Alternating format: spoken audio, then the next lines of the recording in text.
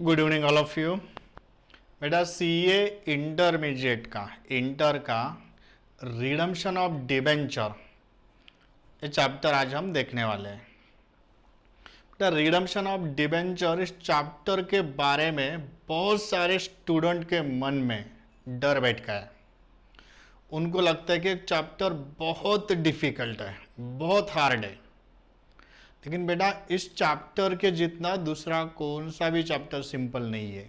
अगर आपको इस चैप्टर के बारे में या इसके कंसेप्ट्स पूरे पता चले तो इसकी अकाउंटिंग बहुत सी सिंपल है। बेटा रिडम्पशन ऑफ डिबेंचर चैप्टर के लिए आपको दो और चैप्टर का यानी दो कंसेप्ट का नॉलेज होना बहुत जरूरी है। वो आगे हम डिस्कस करने वाले हैं। तो सबसे पहले बता बेटा डिबेंचर किसे बोलते हैं। ये तो हमने सीए फाउंडेशन में पढ़ा था। डिबेंचर यानी कंपनी पब्लिक से लोन लेती है, उसे हम क्या बोलते हैं, डिबेंचर्स। बेटा करेक्ट, ओके। यानी हम पब्लिक से पैसा उठा रहे बेटा। अब डिबेंचर तो लोन है, उसका रीपेमेंट कभी ना कभी करना ही पड़ेगा। तो रिडम्पशन का सिंपल मीनिंग है बेटा repayment.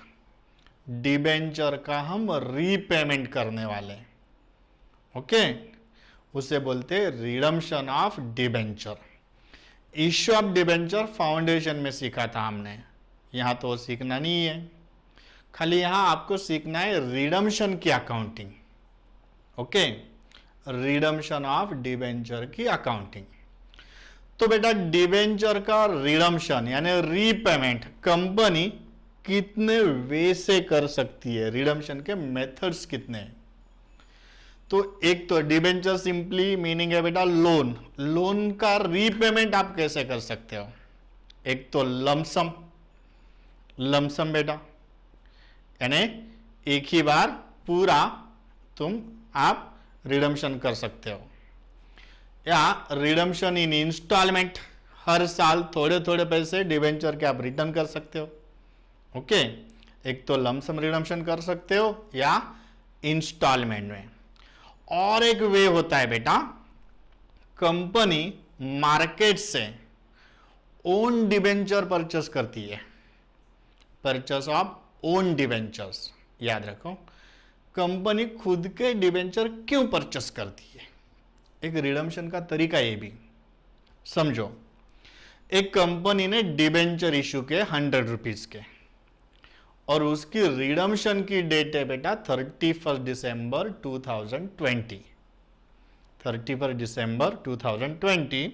And as per terms of issue company को रिडम्पशन करना है 10% प्रीमियम से। यानी कंपनी को पता है आने वाले 31 दिसंबर को हमें 100 नहीं 110 रुपए उस डिबेंचर होल्डर को देने, हमारी लाइबिलिटी है बेटा। कब देने, 31 दिसंबर को। पर डिबेंचर कितने रुपीस देने, 110 रुपीज, करेक्ट।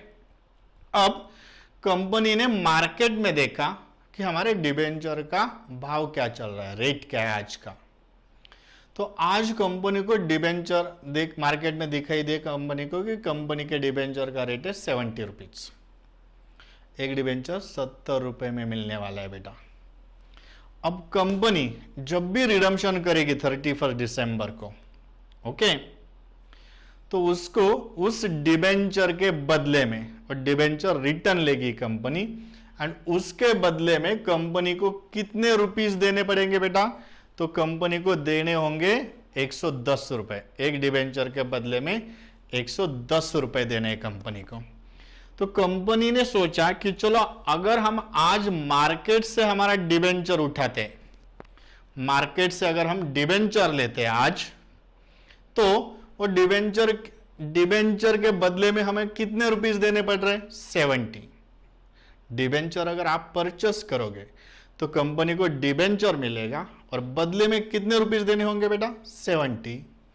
तो 4 महीने बाद 110 देना प्रॉफिटेबल है या आज 70 देना प्रॉफिटेबल है, आज 70 देना प्रॉफिटेबल है। तो कंपनी अगर डाउन रेट होते तो मार्केट से डिबेंचर उठाती है यानी परचेस करती है बेटा, उसे बोलते हैं परचेस ऑफ ओन डिबेंचर। हाँ, ये परचेस रिडम्शन के पर्पज से करते ऐसा भी नहीं है। कभी कभी मार्केट अगर डाउन होता है, कंपनी के डिबेंचर का रेट डाउन होता है, तो कंपनी का रेपुटेशन कम होता है बेटा। ऐसे सिचुएशन में कंपनी मार्केट में जितना अवेलेबल डिबेंचर है पूरे परचेस करेगी, यानी डिबेंचर का सप्लाई कम होगा बेटा। एंड जब सप्लाई कम होता है, इकोनॉमिक्स आपको इतना तो आता है, अगर सप्लाई कम होता है तो डिमांड समझो उतनी है, सप्लाई कम हुआ तो प्राइस इंक्रीज हो जाएगी। एंड जब प्राइस अप होती है देन कंपनी डिबेंचर मार्केट में अगेन रीसेल भी कर सकती है। एंड ओन डिबेंचर परचेस करके कंपनी के सामने दो ऑप्शन होते हैं, ओन डिबेंचर परचेस करो एंड कैंसल करो यानी रिडम्शन, या ओन डिबेंचर परचेस करके उसे मार्केट में कुछ दिनों बाद, कुछ महीनों बाद, कुछ सालों बाद रीसेल भी कर सकती है कंपनी। कम रेट से परचेस करना, हाई रेट से सेल करना। ओके, जब तक कंपनी ओन डिबेंचर परचेस करती है। ओके, मुझे एक बताओ बच्चों कि अगर हम किसी दूसरी कंपनी के डिबेंचर परचेस करते हैं, किसी दूसरी कंपनी के डिबेंचर अगर हम परचेस करते हैं तो उसे आप क्या बोलते हो बेटा? इन्वेस्टमेंट। वो होती है हमारी इन्वेस्टमेंट। तो ओन डिबेंचर अगर कंपनी परचेस करती है तो आप भी उसे इन्वेस्टमेंट ट्रीट करो। आप उसे क्या ट्रीट करो बेटा? इन्वेस्टमेंट ही। हमने इन्वेस्टमेंट की अकाउंटिंग तो सीखी है ना बेटा? 100% सेम अकाउंटिंग करने, आप कंफ्यूज मत हो जाइए। मैं जब प्रैक्टिकल क्वेश्चन लूंगा आपको पूरा समझ में आएगा। ओके, इन्वेस्टमेंट की अकाउंटिंग आज मैं आपको एक होमवर्क देने वाला हूं बेटा। ओके, जब भी मैं नेक्स्ट लेक्चर दूंगा ना, उसके पहले आपको इन्वेस्टमेंट चैप्टर का पूरा नॉलेज होना चाहिए। अगर इन्वेस्टमेंट चैप्टर पूरा पता है आपको तो इस रिडम्शन की अकाउंटिंग आपको बहुत सिंपल लगेगी, नया कुछ भी नहीं है। तो ओन डिबेंचर अगर कंपनी परचेस करती है तो उसे हम क्या ट्रीट करेंगे बेटा? उसे हम इन्वेस्टमेंट ट्रीट करेंगे। कब तक? जब तक डिबेंचर कैंसिल नहीं करती कंपनी। ओके, कैंसलेशन तक ओन डिबेंचर को हम इन्वेस्टमेंट ट्रीट करेंगे। है समझ में? ओके बेटा, तो लमसम कैश में रिडम्शन या इंस्टॉलमेंट में रिडम्शन या ओन डिबेंचर परचेस करके रिडम्शन। और एक तरीका होता है, कंपनी डिबेंचर लेके उसके बदले में कैश नहीं बेटा, इक्विटी शेयर्स भी इशू कर सकती है, यानी डिबेंचर को शेयर्स में कन्वर्ट करती है कंपनी। इसे भी हम बेटा रिडम्शन ही बोलेंगे। अगर डिबेंचर का इक्विटी शेयर्स में कन्वर्जन कर रही है कंपनी तो उसे भी हम क्या बोलेंगे? रिडम्शन बोलेंगे। यानी 4 तरीके हो गए बेटा रिडम्शन के, 4 वेज। एक, कैश में रिडम्शन के 2 तरीके, रिडम्शन इन कैश यानी डिबेंचर होल्डर को पैसा देना, lump sum redemption and redemption in instalment. Then purchase of own debenture and cancel it. और तीसरा, conversion of debenture into shares. Okay, तो बेटा ये रिडम्शन के वेज है। कैश वाला रिडम्शन की एंट्रीज बहुत सिंपल है बेटा, एक छोटा सा क्वेश्चन आएगा आगे, तब मैं आपको एंट्रीज पढ़ाऊंगा। आपको मैक्सिमम क्वेश्चन आते हैं बेटा, मैक्सिमम क्वेश्चन आते हैं कौन से? तो ओन डिबेंचर परचेस वाले। और एक कंसेप्ट आपको पता होना चाहिए, मैंने बोला था रिडम्शन तब आपको समझ में आएगा जब इन्वेस्टमेंट अकाउंटिंग की अकाउंटिंग आपको 100% आती है। एंड बेटा फाउंडेशन में हमने डेप्रीशिएशन चैप्टर पढ़ा था, उस डेप्रीशिएशन चैप्टर में एक मेथड है सिंकिंग फंड मेथड। अगर उस मेथड का नॉलेज आपको अच्छे से है, सिंकिंग फंड मेथड का नॉलेज अगर अच्छे से है तो यहां उसका बहुत यूज होने वाला है बेटा। मुझे पता है आपको सिंकिंग फंड ओके, उसे ही यहां डिबेंचर रिडम्शन फंड या डिबेंचर रिडम्शन रिजर्व भी बोलते हैं। तो उस अकाउंट में क्या क्या रिकॉर्ड होता है and sinking fund investment account में क्या क्या रिकॉर्ड होता है, इसका नॉलेज आपको होना चाहिए।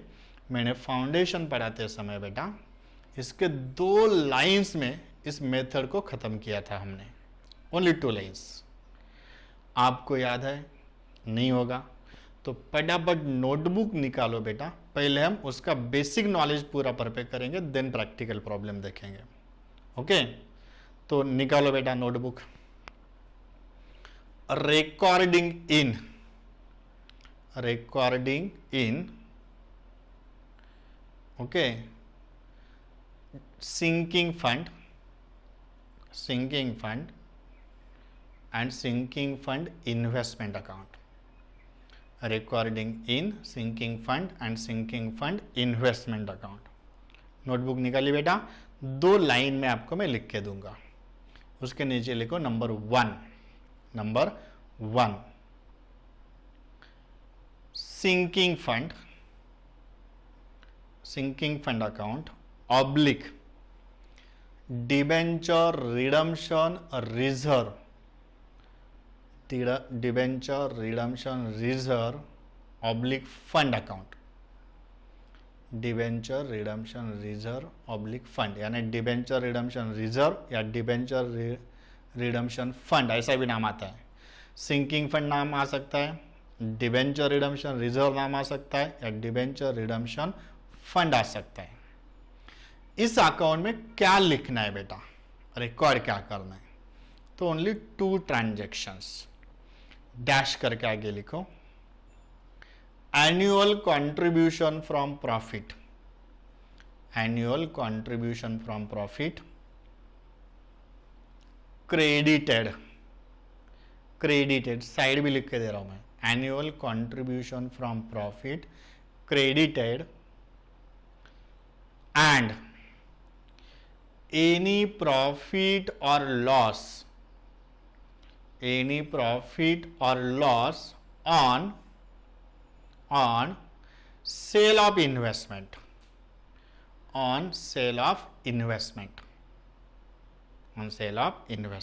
इसकी साइड नहीं दी है बेटा, क्योंकि मुझे पता है आपको उसकी साइड पता होती है। एक छोटा सा 4 लाइन का फॉर्मेट बनाइए बेटा, आपको टेबल में भी समझ में आएगा।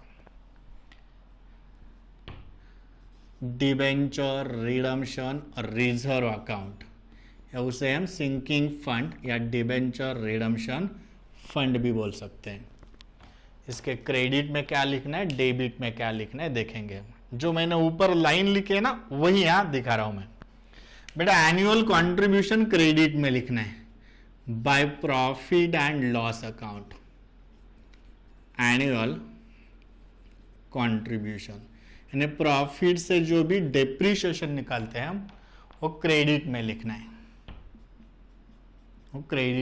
है, एंड और क्या दिया है बेटा, एनी प्रॉफिट और लॉस, याद रखो प्रॉफिट एंड लॉस लिखना है, लेकिन किसका प्रॉफिट लॉस है, इन्वेस्टमेंट का। प्रॉफिट 11 से आपको पता है बेटा प्रॉफिट किस साइड में लिखते हैं, क्रेडिट में। प्रॉफिट हुआ क्रेडिट एंड लॉस हुआ डेबिट, प्रॉफिट हुआ क्रेडिट, लॉस हुआ डेबिट। ओके, लॉसेस प्रॉफिट, आया समझ में?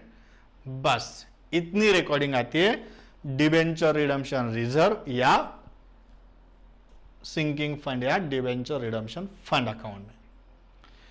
आगे लिखिए बेटा, इस फंड को हम कहीं तो इन्वेस्ट करते, ये भी सीखा था हमने फाउंडेशन में, उसे बोलते हैं सिंकिंग फंड इन्वेस्टमेंट या डिबेंचर रिडम्पशन रिजर्व इन्वेस्टमेंट या डिबेंचर रिडम्पशन फंड इन्वेस्टमेंट। तो सेकंड लिखिए, सिंकिंग फंड ऑब्लिक DRR, अब DRR शॉर्ट में बोल दूंगा मैं, debenture redemption reserve, DRR fund investment. Investment account में क्या रिकॉर्ड करना है, ओके।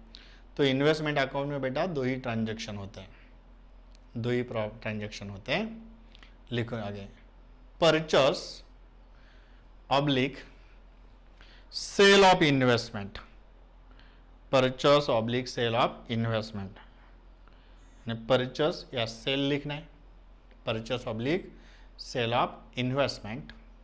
साइड मैंने नहीं दिए बेटा, आपको पता है परचेस कहाँ लिखते हैं 11 से हम डेबिट में, एंड सेल्स कहाँ लिखते हैं क्रेडिट में बेटा। Purchase and sales of investment and transfer of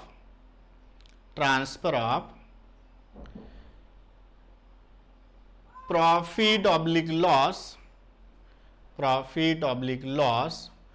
on sale of investment, transfer of profit oblique loss on sale of investment।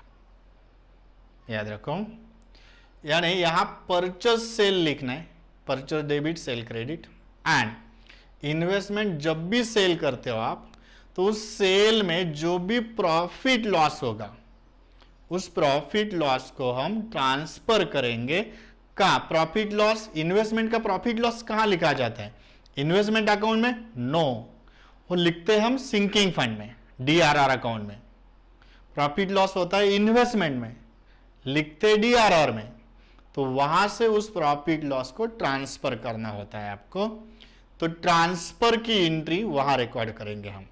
Okay, तो कैसे ट्रांसफर करते हैं ये भी देखेंगे। इसका भी 4 लाइन का एक फॉर्मेट बनाओ बेटा, यानी वहां भी हम टेबल जैसा देखेंगे। Investment, sinking fund, DRR investment account, DRR investment account. उसमें क्या लिखना है बेटा? डीआरआर इन्वेस्टमेंट में क्या लिखना है? Purchase of investment. परचेस कहां लिखते हो आप? Debit. Sales of investment, sale credit, 11 से लिखते आ रहे हैं हम। Okay, and transfer of profit loss. बेटा अगर इन्वेस्टमेंट सेल करते हो और यहां प्रॉफिट होता है सेल में, प्रॉफिट तो इन्वेस्टमेंट अकाउंट में लिखना ही नहीं है आपको। प्रॉफिट इन्वेस्टमेंट अकाउंट में नहीं लिखते आप। कहां लिखते हो प्रॉफिट? प्रॉफिट लिखते हैं डीआरआर में, यानी सिंकिंग फंड में। होता है प्रॉफिट इस अकाउंट में, रिकॉर्ड करना है इस अकाउंट में। अगर किसी घर का छोटा बच्चा गलती से दूसरों के घर में जाता है, नेबर के घर में जाता है, तो नेबर का काम क्या है बेटा? छोटा बच्चा, उसे पता नहीं है उसका घर ये, वो बाजू वाले घर में गया, तो वहां से उस बच्चों को उठा के बेटा करेक्ट प्लेस में लाके रखना चाहिए। वही चीज है यहां पे। प्रॉफिट लॉस लिखना है सिंकिंग फंड में, होता है इस अकाउंट में। तो यहां से उस प्रॉफिट लॉस को ट्रांसफर करना होता है हमें सिंकिंग फंड में। ट्रांसफर कहां करेंगे हम? सिंकिंग फंड में बेटा। प्रॉफिट है सिंकिंग फंड के क्रेडिट में जाएगा। अगर यहां क्रेडिट जाना है तो इस अकाउंट में ट्रांसफर करने के लिए किस साइड में लिखना होगा? अगर उधर क्रेडिट जाएगा तो यहां लिखना होगा डेबिट बेटा। प्रॉफिट ऑन सेल डेबिट में आएगा, एंड लॉस सिंकिंग फंड में के डेबिट में जाना चाहिए, तो यहां लिखेंगे हम क्रेडिट में। Loss on sale, loss on sale. बस बेटा छोटी सी इतनी अकाउंटिंग याद रखनी है आपको, इसके ऊपर बड़े बड़े क्वेश्चंस आपके सॉल्व हो जाएंगे। ओके, मुझे पता है बेटा आपने चैप्टर को पहले देखा होगा तो आपके सर के ऊपर से गया होगा। आप टेंशन मत लीजिए बेटा, मेरे ओनली 3 या 4 लेक्चर्स में दूंगा आपको, इसमें ये पूरा चैप्टर खत्म हो जाएगा, पूरा चैप्टर। है समझ में? तो आज बेटा इसकी कंसेप्चुअल तैयारी करो, एंड और एक आप इन्वेस्टमेंट अकाउंट के मिनिमम 2 या 3 क्वेश्चंस, इन्वेस्टमेंट के 2 या 3 क्वेश्चंस पहले सॉल्व करो आप, देन मेरा सेकंड लेक्चर देखो बेटा। मेरा सेकंड लेक्चर आप इमीडिएट मत देखो। ये तो समझ में आया आपको? आप इन्वेस्टमेंट अकाउंट के 2 या 3 क्वेश्चन सॉल्व करो 100% समझ के, और देन रिडम्पशन ऑफ डिबेंचर का मैं जो फर्स्ट प्रॉब्लम लूंगा उससे आप देखो बेटा, आपको 99% क्वेश्चन पहले से आता होगा। मैं खाली टेक्निक बोल दूंगा बेटा, तो नेक्स्ट लेक्चर इम्पॉर्टेंट होगा, उसे मिस मत कीजिए। लेकिन उसके पहले आपको क्या करना है, उसके पहले आपको इन्वेस्टमेंट अकाउंट के 3 to 4 क्वेश्चन सॉल्व करने हैं। ठीक है बेटा, तो आज हम यहीं पे रुकते हैं। Thank you.